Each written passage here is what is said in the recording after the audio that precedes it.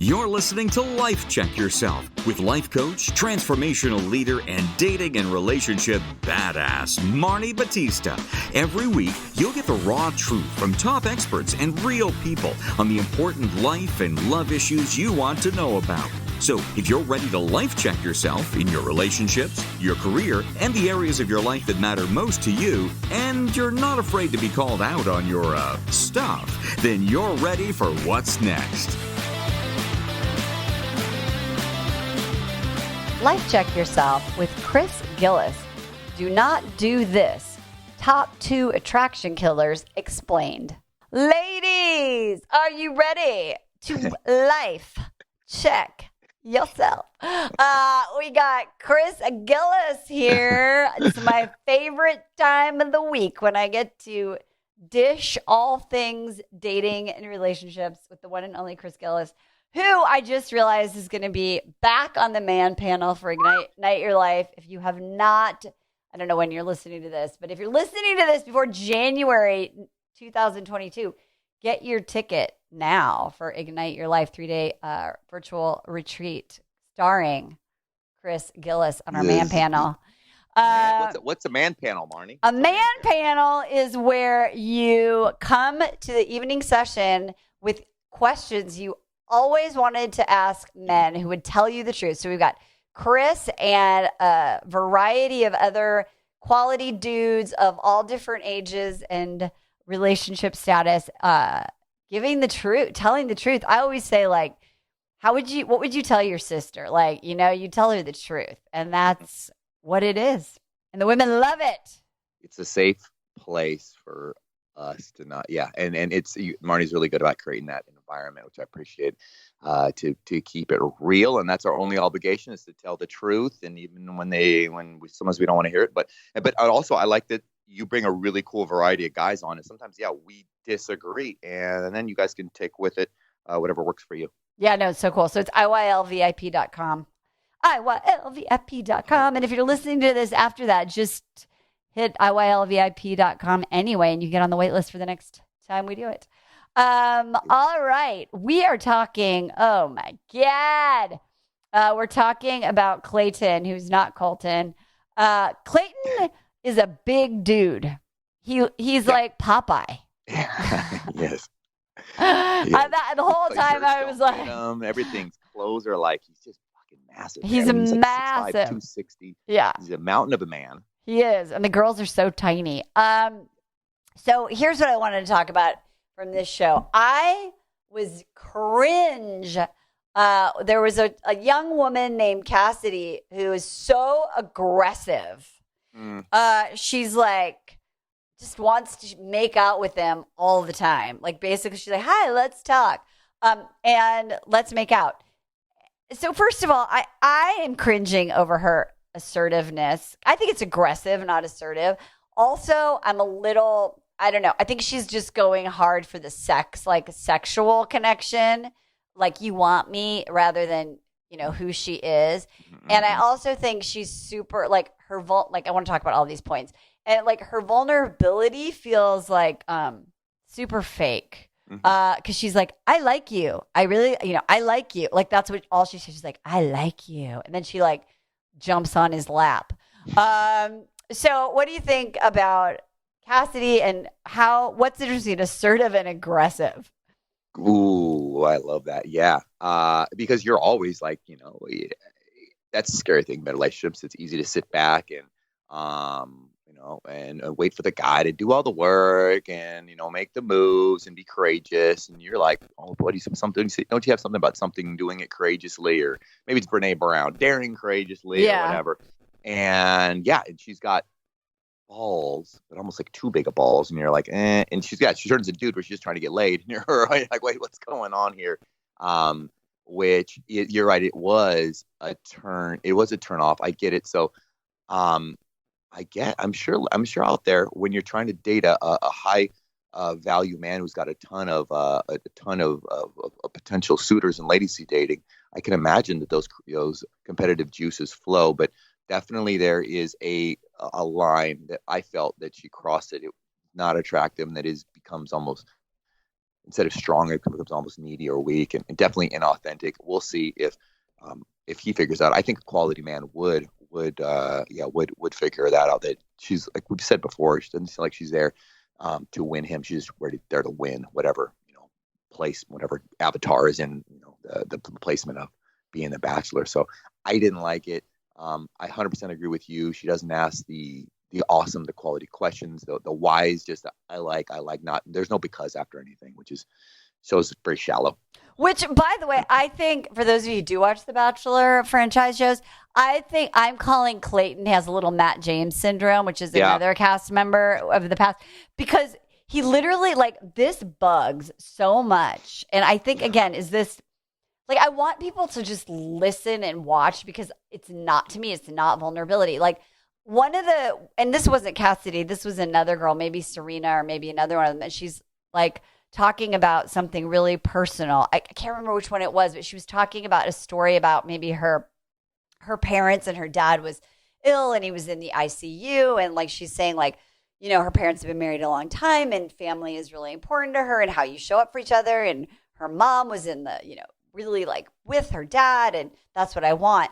And instead of like sharing or acknowledging or validating, like, wow, that must have been so hard for you. It sounds like your mom's an amazing person. Like, what are he was like, what I really like about you is that you seem like you are a, blah person, and you are really smart. And he's like basically analyzing them out loud. You have a lot of the qualities that I'm really looking for. And like, it's a fucking job interview.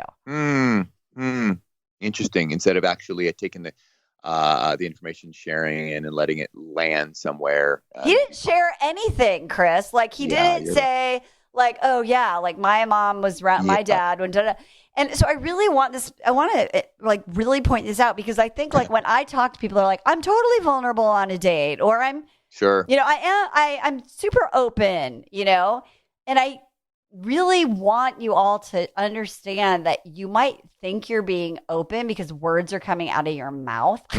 But that was so in the head. I didn't get any heart from Clayton in any of those connections with any of the women so far, in my opinion. Maybe a little bit with Serena. Yeah, I agree. And maybe, and I think you point out something that's important to recognize. Yeah, vulnerability isn't just on the person holding the microphone. It's also on the listener as well. And yes. That's probably why it was off-putting to Clayton, because he's not letting. Instead, he's just like sitting back, like he's the big swinging dick holding the interview behind the desk, making the decision with the pen and paper, checking off, versus actually listening with an open heart and seeing where that lands, and if it resonates with him, and if it stirs up there weren't any feelings inside him, right? He just had that big old underbite smile of his, just kind of grinning away and checking stuff off. Ladies, you should literally hit the little rewind for 30 seconds and listen to the wisdom of Mr. Gillis again on what he just said, because that is just such a huge, huge point. Like, if you show up on a date energetically, like you are sitting there behind the desk being like, does this person check my fucking boxes? And then whether you say it out loud or you're thinking it, like, oh, I really like this person. He seems like he has a very good relationship with his family. Oh, I really like that he has a good job. He seems very, and then what Clayton's doing is he's basically saying that, I really like that you're independent. I really like that you seem to, you're like, okay. So to me, like, there's a lot of focus here on physical connection and chemistry. And I haven't really seen any like heartfelt connections, but I have seen some of the women trying to do that, I think, on a couple of the dates. At least the young woman who was saying about her dad. I can't remember her name. I don't remember. It is. Gosh, I'm just thinking about how it is. Women are geniuses. Women are so good at, and we see this every season. They quickly suss out what gets the, at what level are the Bachelors, the Matt Jameses versus the Pile of Pete's versus whatever. Like what is, how are the men, what frequency are they picking it up on? And oftentimes it's just, they can just climb in. It becomes a a contest to climb in their lap on time, in his lap as fast as possible and jump hug and all these things. And so it takes so long. And the guy's too busy holding girls, making out with them. His mouth's too busy, in somebody else's mouth to actually connect and speak with somebody else. And it's really Darwin-esque. And I just got to applaud those gals who I know who know how to get these guys' attention. And the producer are great. And I think eventually he will have to, go deep and open up and not just after maybe just let's give him the benefit of the doubt. It's box checking. He's got what feels like 100 women there. And he's like, okay, I got to quickly suss some of these out because I want to have sex with them all. Exactly. What am I going to do? I think, and the other thing that I think is really interesting too is I want to talk about Elizabeth. Is that her name? Yeah. Mm-hmm. And I think, there was a really interesting thing came up, and she, in this particular example, it's between two women actually, and one woman is like, "Wow, this could happen in real life so easily.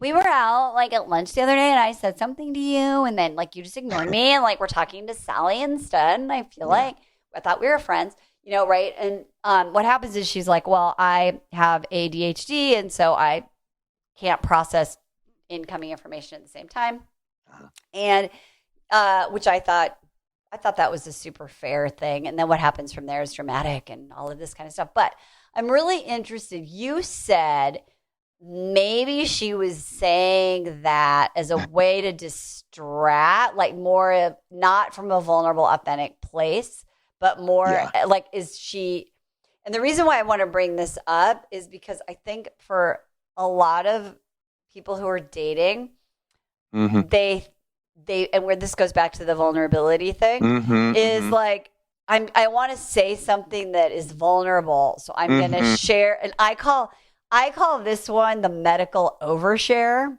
Right? Like, is it really like, is that really vulnerability? Is it in context? Are you just saying that, what's your awareness around sharing that kind of information? Wow. Right? What do you think about that? Because I have a couple of examples with my clients that I want to share with you. But like, what do you think about that? And I'm wondering if your former girlfriend before this, she seems like she would be a person who would do that. Or have you ever been on a date where someone did the medical overshare and you're like, well, why? Yeah, God, and that's a great takeaway. I saw some, that's fantastic. Good job, Marni. Sid, you're right, and that is 100% a real life dating thing, and it is gals, guys, we've done it too. That I love it. It's like it's an inauthentic, fake, vulnerable. I'm going to be vulnerable, but you're not. It's rehearsed. It's done a million times. I think this is why my bullshit meter went off. And this is what we always talk about with vulnerability. We say vulnerability is daring bravely into that unknown space, and not knowing without an expectation and a need for it to turn out to get a specific result. Yep.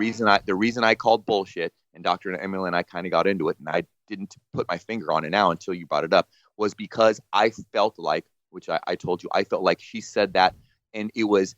And she said with the sole intention and purpose, and was actually surprised when it didn't shut down the situation. And I think a lot of times, yes, a medical vulnerability, fake vulnerability is brought there to be like, oh, well, I can't do this because I have whatever, celiac disease. Oh, like as a disclaimer, an excuse for certain behaviors. Sure. Yeah, I can't go here, or I don't want to do something. Oh. This is so deep because this is something that Jeremy will say to me all the time. Like, that I don't remember things, or that I don't, blah, blah, blah, blah. Right. Like, and so I'm taking it now from the medical just to the like, oh, well, I'm this way, so therefore I don't have to try and change it, or therefore I don't have to, blah, blah, blah, blah. So I think that there's like variations of that, right? And when you are, and the thing that I think is super interesting, where was I? I was researching. I was interviewing. Oh, I did a show yesterday with a great guest. You guys want to check this one out with Tracy Crossley. But she was talking about how we need to take responsibility. Mm-hmm. And that's what creates connection.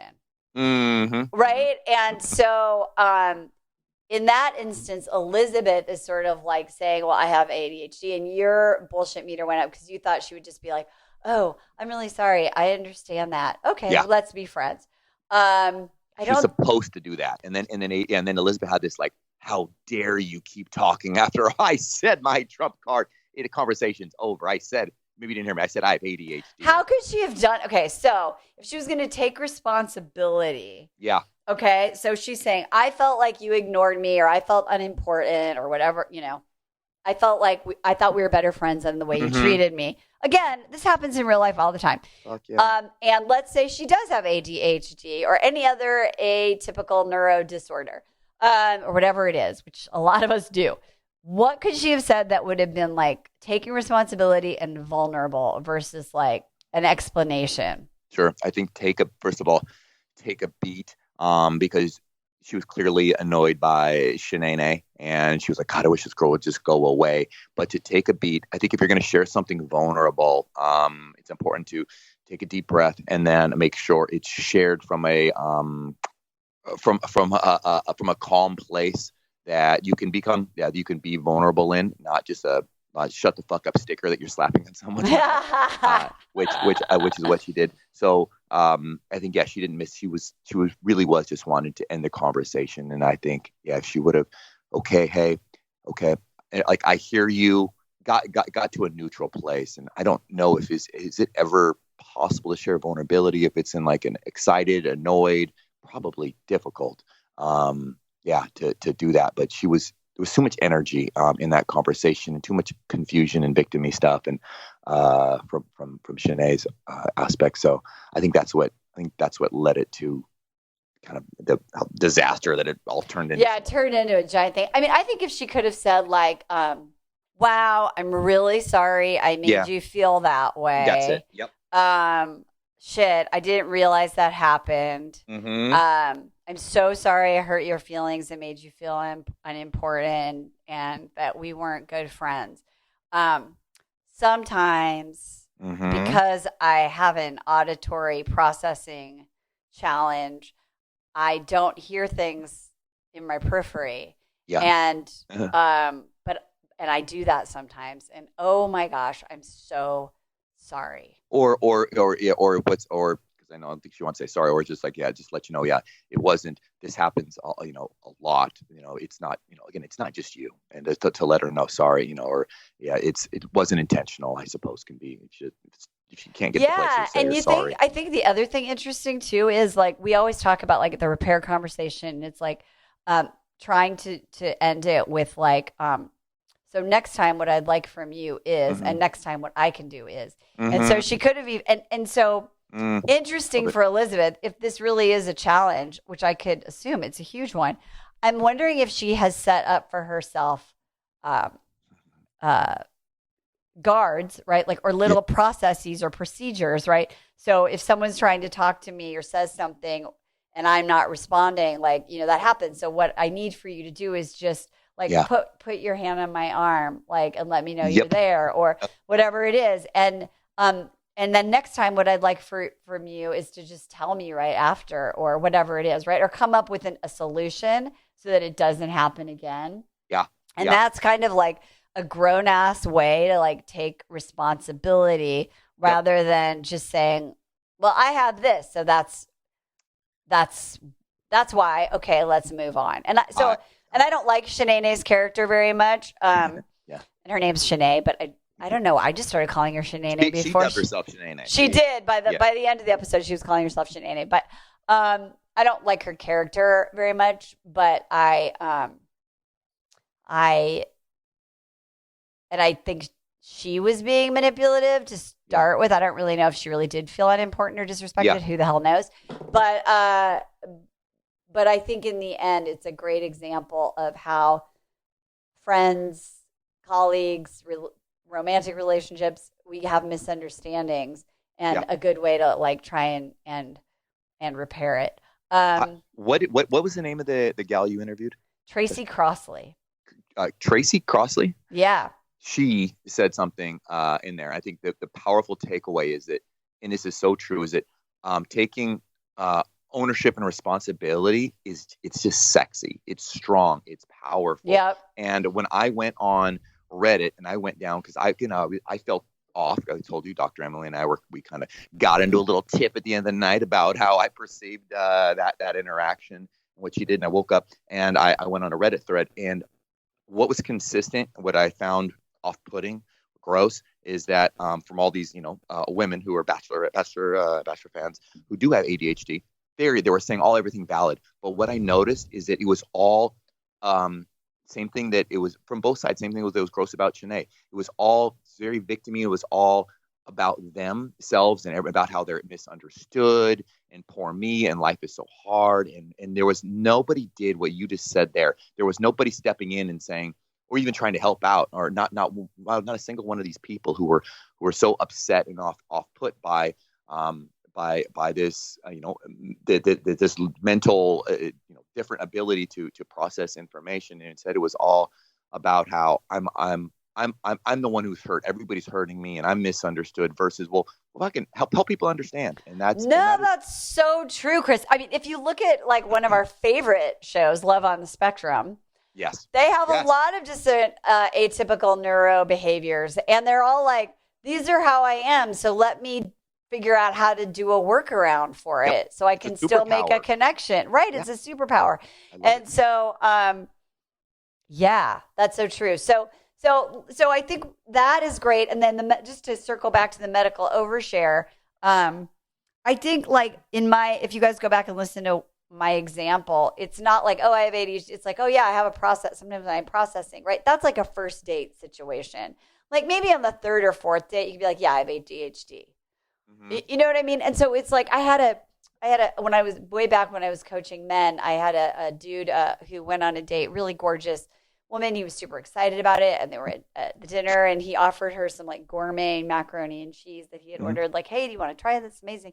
And she went into this whole thing about how like she has congenital heart disease and like she doesn't like to eat dairy, and she was this like sexy ass gorgeous woman. Like if you think of an LA woman, like that was her, right? Mm-hmm. And he just was like, not like, ooh, that's bad, but he was like, I want to have kids someday. And so he was like, do I really want to be in a relationship with someone who has a congenital thing? Like, am I going to pass that on? He literally didn't go out with her again. Fair enough, because he was like that. I don't know enough about it and I don't want to research it, but the whole thing just put him off, And so again, like, be discerning about what you share and when you share it. Yeah. You don't need to throw everything out there on the first date. Yeah. And if you do, and if it does need to be shared, what's so important is to the person you're on a date with, is he's perceiving how you feel about it. If it's like we're talking about Love on the Spectrum, if it's something that you're like, this is it changes things, but because of that, it's given me XYZ, superpower, benefit, life perspective, whatever it is, that's hot, that's sexy, that's awesome, that's going to make our life more, it's going to make our life even better. But if it's something like, oh my gosh, this is a crutch, this is going to hurt me, then we're like, stay away, danger, Will Robinson. Danger, I like that, danger. Okay, let's talk about Shanae. You said she is begging to be noticed.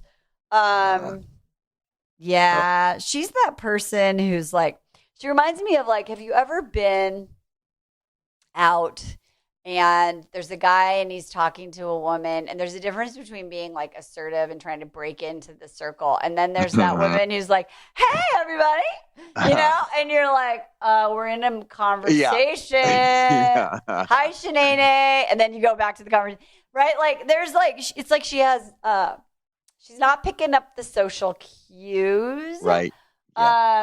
And she's also being aggro, in my opinion, versus like just assertive and sweet, or it's just kind of freaking me out. Her and Cassidy are like, and it's funny. I 100%. I'm thinking of a few friends that I have who are just, again, like you said, these gorgeous prototypical Los Angeles women who have everything going for them, and they are so incredibly cringy because if people don't look at them or talk to them for a few minutes, their narcissism is so high. Everything needs to be about them, and it's just a total turnoff. And these poor girls can't land a date, or at least a second date. To help them out, they can't get out of their own way. They can't.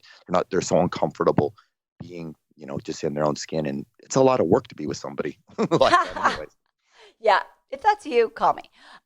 Okay, so let's talk about this. The friends with benefits. Yes, finally. I was afraid we weren't going to get there. No, we're getting there. Oh. So in this episode, I think it is Cassidy who basically says it's on camera, but it's sort of like one of those like ring, looks like a Ring video, Yeah.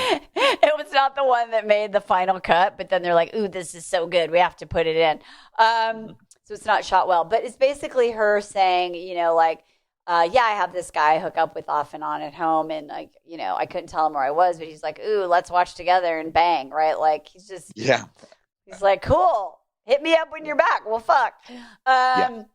And he tries to make it nice by saying we'll watch the show together, which is funny. Anyway, so and I am just like, the question is, and I think this is a pretty good topic. Can you bang your friends with benefits and also date with dignity? Like actually look for a long-term relationship? So, I like it, but I don't know. Maybe you will. But guys oftentimes, most of the time, can have F buddies. And it's because men we're not good at all. We don't have the dignity that oftentimes the internal that you do. And if we're not, hooking up, oftentimes, we're out of practice and cycle, and things don't go great.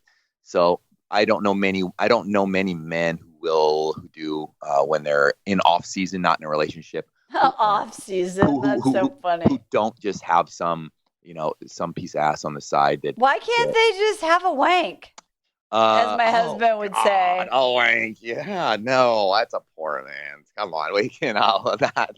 Date with Rosie Palm? Come on. No, you don't want to look at you. That's humiliating after you're done. You're like, the shame that runs over you, and you could be and should be with the warmth of another woman. It's just that's such a option Z.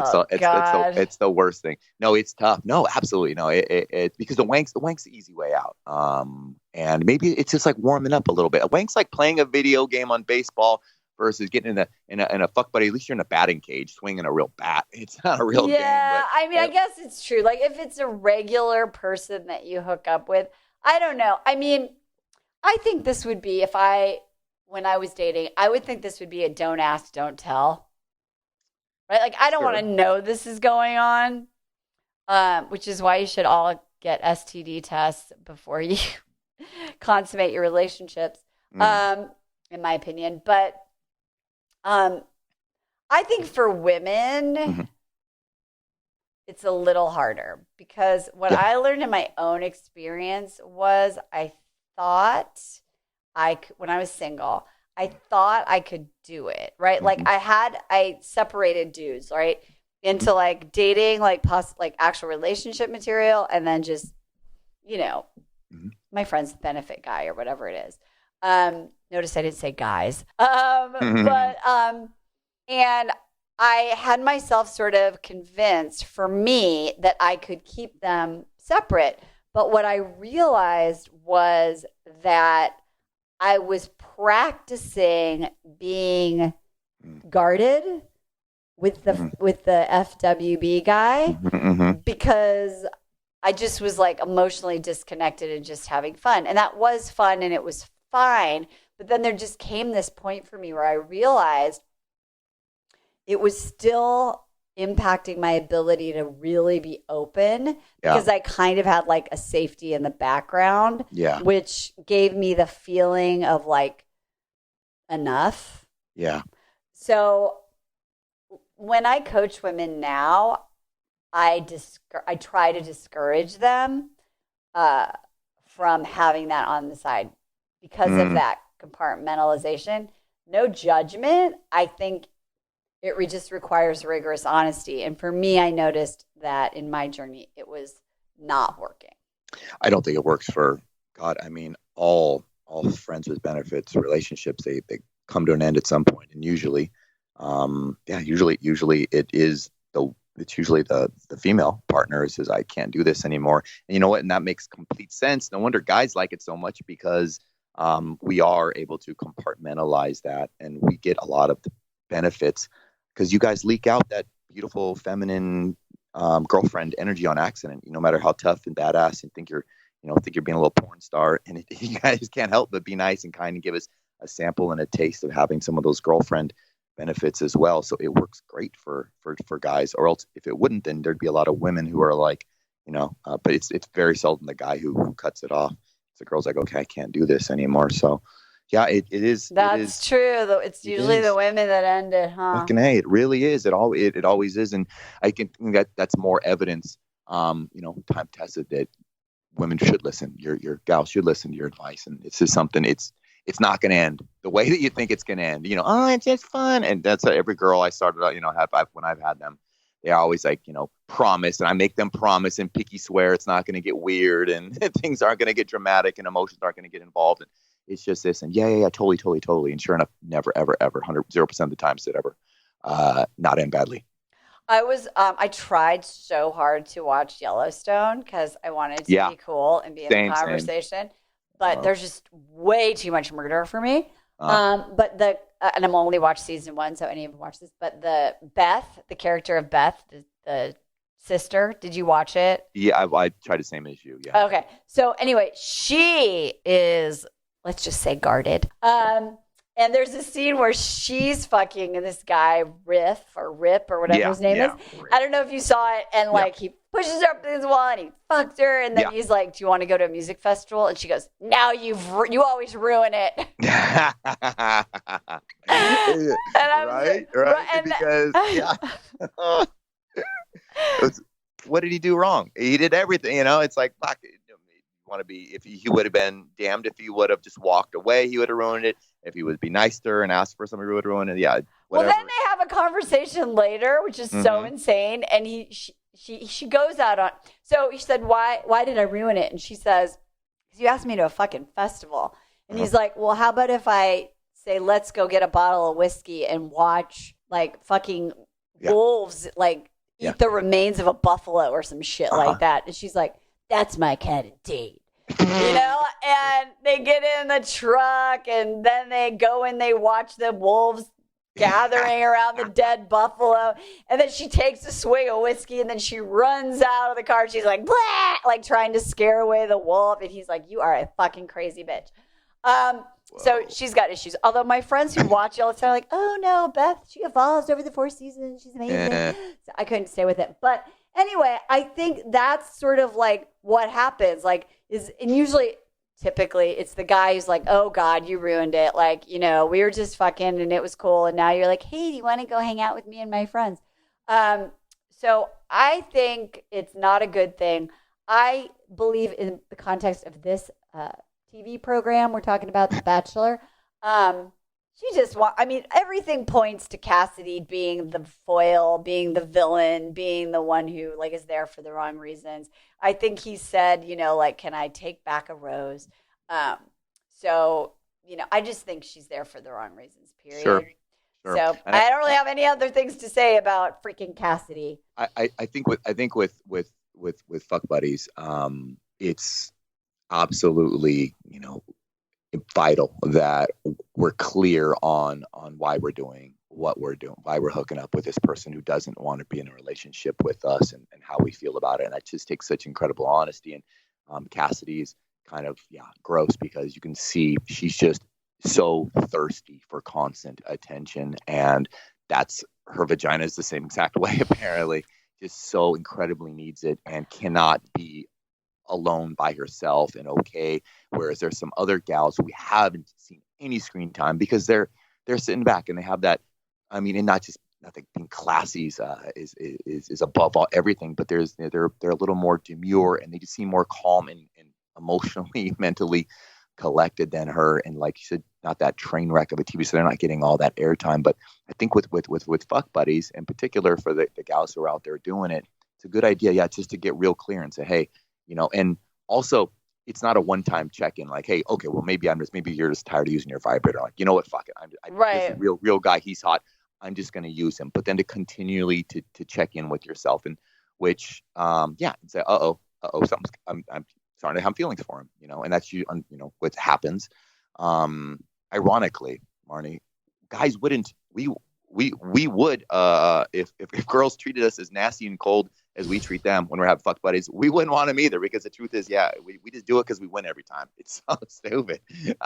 As we get to walk away and say, you see, she left and, did all that. But if a girl was truly emotionally removed, then that would feel very cold.